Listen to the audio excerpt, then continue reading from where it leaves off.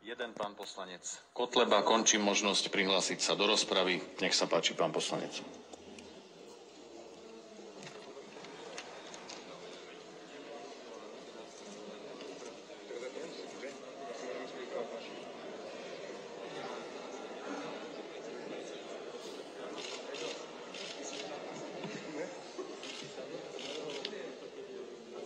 Vážení poslanci, vážené poslankyne, členovia vlády, premiér Matovič.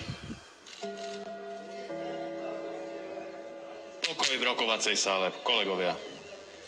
Pán poslanec Kotleba, máte slovo. V treťom čítaní máte možnosť predložiť legislatívno-technický pozmeňujúci návrh, ale príslušné oddelenie Národnej rady neregistruje od vás, že by ste podávali takýto návrh. Ja tomu rozumiem, vystupujem v treťom čítaní a pán predseda vlády si tu robí z tohto maškarný ples a cirkus, tak nech si sadne na svoje miesto. Pán poslanec. Pán podpredseda, keby takto sa správal premiér počas minulého volebného obdobia, keď bol pán Matovič v opozícii, tak by tu skákal 3,20 m. Pán poslanec, máte možnosť predložiť legislatívno-technický návrh. Ak taký návrh nemáte, budem vám musieť odobrať slovo.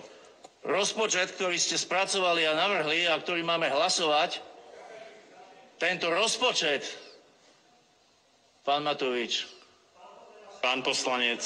Ale vy ma nepoučujte. Máte taký návrh, alebo nie? Posledný krát sa vás pýtam. Tento rozpočet zadlží Slovensko, takže jednoducho sa nebude dať už nikdy splatiť.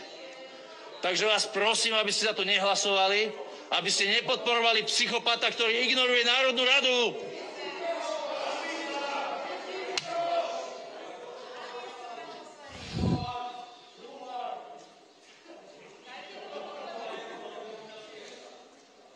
Pán poslanec, posledný krát sa vás pýtam, či máte k veci vystúpenie. Ak nie, budem vám musieť odobrať slovo.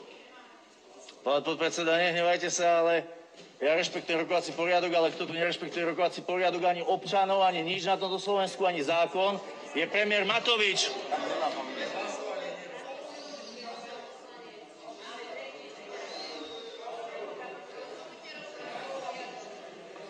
Odoberám slovo pánovi poslancovi, prosím, vypnite mikrofón.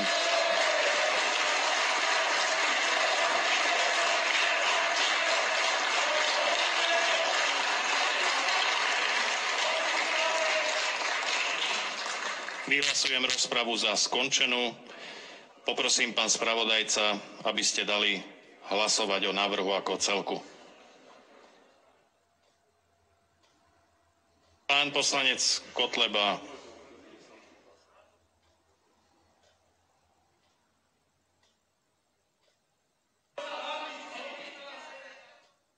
Nevykrikujte, prosím vás, pane poslankyne, páni poslanci. Pán poslanec Pročko, poprosím aj vás, aby ste nevykrikovali. Pán poslanec Kotleba, vráťte sa prosím na svoje miesto, aby pán spravodajca mohol uviesť hlasovanie. Pán poslanec Kotleba, ešte raz.